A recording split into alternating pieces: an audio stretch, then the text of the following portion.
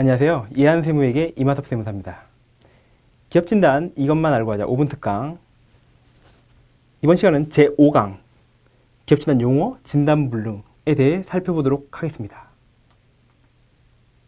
자, 기업진단 용어 이것만 알고 하자인데, 기업진단 용어가 아무래도 기업진단에만 쓰이다 보니까 굉장히 생소할 수가 있어요. 그 생소함을 제가 없애드리고자 최대한 쉽게 풀어서 말씀드리도록 하겠습니다. 첫 번째, 실질자산과 실질부채입니다.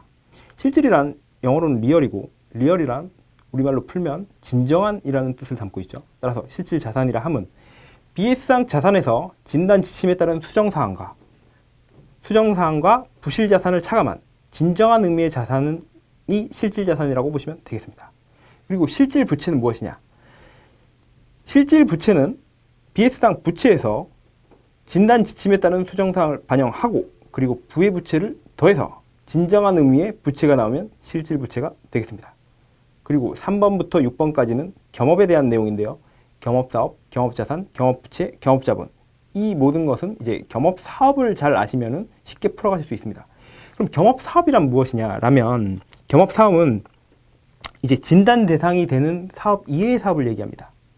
즉, 건설업 입장에서 다른 업종이나 다른 법에 있는 자산 부채는 겸업자산 또는 겸업부채라고 보시면 되겠습니다. 예를 들면 좀 더 쉬우실 건데요. 진단 대상 사업을 건설업이라고 볼 경우 도매업은 건설업 입장에선 겸업입니다. 제조업도 건설업 입장에선 겸업입니다. 그럼 다른 법으로 한번 넘어가 볼까요? 정보통신공사업은 건설업 입장에선 겸업입니다. 또 이름이 비슷해 보이고 또 비슷해 보이는 기준자본금도 비슷한 정보통신공사업과 전기공사업도 같을 것 같지만 법이 다르기 때문에 서로 겸업입니다. 이런 식으로 겸업사업이라 함은 진단대상 사업 이외의 사업을 얘기하시면 되겠고, 거기에 관련된 자산부채가 겸업자산부채다. 그리고 4번에서 5번을 차감하면 겸업자본이 되겠죠. 이렇게 겸업에 대해서 알아보시면 쉽게 풀어가실 수 있으시겠고요. 그리고 7번, 8번, 9번에 대해서 살펴보겠습니다. 진단대상 사업 실질자산, 진단대상 사업 실질부채, 진단대상 사업 실질자본. 여기서 그러면 진단대상 사업이 무엇이냐? 이것이 궁금한데요. 그 법에서만 순수하게 사용되는 이라는 의미를 담고 있습니다. 이것은 결국에는 겸업을 발라내겠다는 의미인데, 실질자산, 그 진단대상 사업 실질자산, 진단대상 사업 실질부채는 결국에는 실질자산 실질부채에서 겸업자산과 겸업부채를 발라낸다. 즉 차감한다는 의미입니다. 그러면 진단대상 사업 실질자본은 7번에서 8번을 뺀 금액이 되겠죠. 그리고 평정이라는 의미도 이제 기업진단을 하면서 굉장히 많이 나오는데, 우리가 1번, 2번을 참고하시면 좋을 것 같은데, 아까 제가 말씀드렸다시피 진단 지침에 따른 수정사항을 반영하고, 그리고 자산의 경우는 부실자산을 반영했고, 부채의 경우는 부의 부채를 반영했죠. 그런 식으로 이런 과정, 1년의 과정입니다. 그 BS상 자산부채에서 실질자산, 실질부채를 도출해내는 과정, 여기에 중간 과정이 이제 평정이 껴들어간다고 보시면 돼요.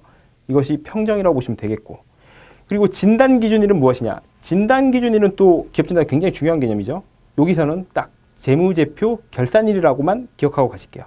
이것은 6강에서도 이어지기 때문에 여기서는 재무제표상 결산일이다 라는 정도만 기억해 두시고요. 진단일은 무엇이냐?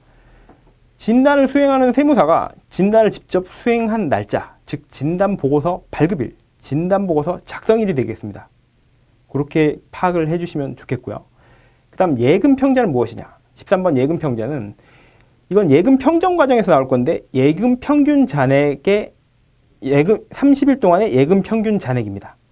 따라서 이것도 나중에 예금 평정 과정에서 한번 살펴보고요. 부실자산은 저희가 기업진단 지침에서 부실자산이 열거가 되어 있습니다. 그리고 부의 부채는 무엇이냐? 부의 부채는 응당 그 BS상 부채로 잡아야 함에도 불구하고 부채로 잡지 않은 부채를 얘기합니다.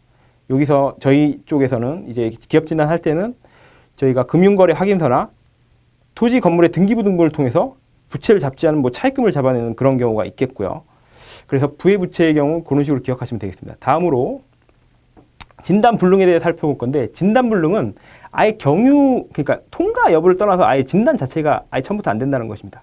이런 경우 뭐냐 하면, 신설범인 같은 경우 범인 설립 등기일 이후 20일 이내 해야 되는데, 20일 이후에 해야 되는데 20일 이내에 해서 안 되는 경우고요. 그리고 두 번째는 독립성 요건인데요. 진단자는 그 진단을 의뢰한 사람과 서로 독립적이어야 한다. 따라서 진단한 세무사는 진단을 받는 자와는 독립적이어야 한다는 의미인데 본인이 기장하는 업체이거나 특수관계가 있는, 즉 조정반을 같이 쓰거나 같은 세무법인 내 구성원이 기장하는 업체에 대한 기업진단은 할 수가 없습니다. 이상으로 기업진단 용어와 진단 불능에 대해 살펴보았습니다. 지금까지 5분 특강 이마섭 세무사였습니다. 감사합니다.